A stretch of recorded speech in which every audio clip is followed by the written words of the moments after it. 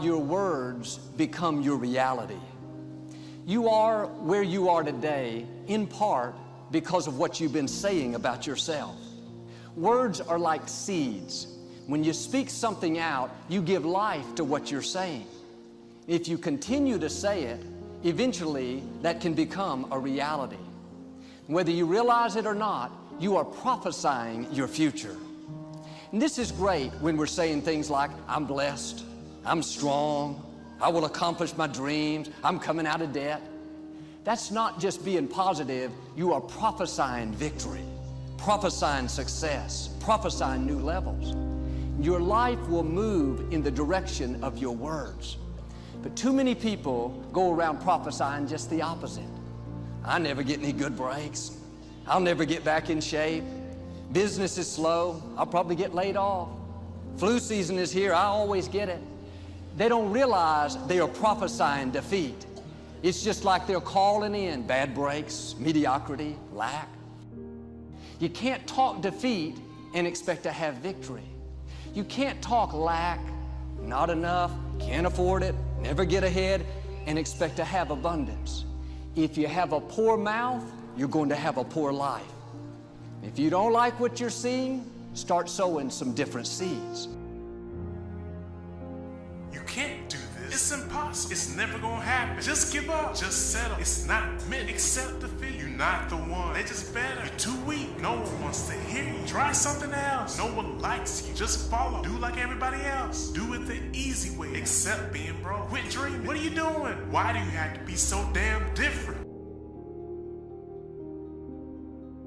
We all have this negative self-talk that goes in our head. Guess what? There's enough people that are telling us we can't do it, that we're not good enough. Why do we want to tell ourselves that? We know for a fact that thoughts influence actions. We saw it there with the video Sheldon, Dr. Levy showed, right? We know that our thoughts influence actions. Why do we want to say that negative self-talk to ourselves? We need to get our own self-affirmations. Muhammad Ali, what was his self-affirmation? I am the greatest. Who else is going to tell you? There need to be quiet moments in your bedroom, quiet moments when you're brushing your teeth, that we need to reaffirm, I am the captain of my ship and the master of my fate. That is my affirmation. If I don't believe it, no one else will. How do you build self-confidence? Get away from the people who will tear you down. There's enough of that. Muhammad Ali, I am the greatest. There is no one better than me. It's a difference between hubris and ego and false pride. It's just reminding yourself in quiet, silent moments. I put it down on a list. It's right beside my mirror, right? About all the things that make me who I am. Because I make enough mistakes, and the newspapers will recognize it, and people around me will recognize it, and they'll tear me down. And pretty soon I'll begin to believe it. Stop the self-talk, the negative self-talk. If you'll watch, you'll see some athletes, they'll have a little bandage or a little brand around them. Lance Armstrong's a perfect one. What's his self-affirmation? Live Strong isn't a brand. It was to remind him of who he was. Live strong. Then it came a brand. He would move that from one arm to the next arm when doubt and fear came into his mind. Live strong. Put it on there. Let's go. We'll all have it. Replace it. I believe passionately that we can shift the negative voices and stories that are going on in our minds into positive ones. How do you do that? Well, there's three main questions. The first question is it the truth? Is whatever I'm sharing with someone or what you're hearing from someone else that's giving you feedback about your life true? You know 100% that it's true. First question. Second question, is it necessary?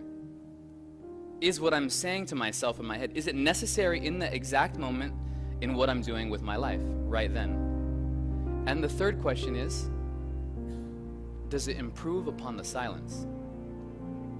Somewhere deep inside, you know what kind of person you were designed to be.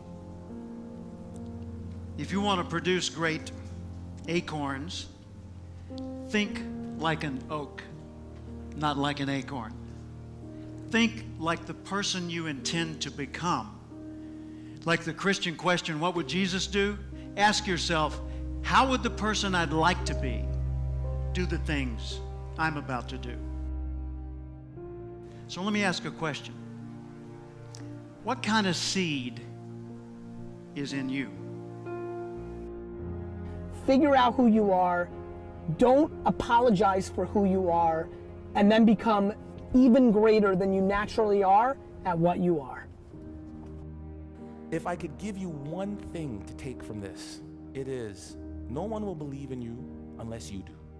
Listen to the words of that video. Here's to the crazy ones, the misfits, the rebels, the troublemakers, the round pegs in the square holes. We're supposed to be different, folks. And when people look at us, believe in yourself.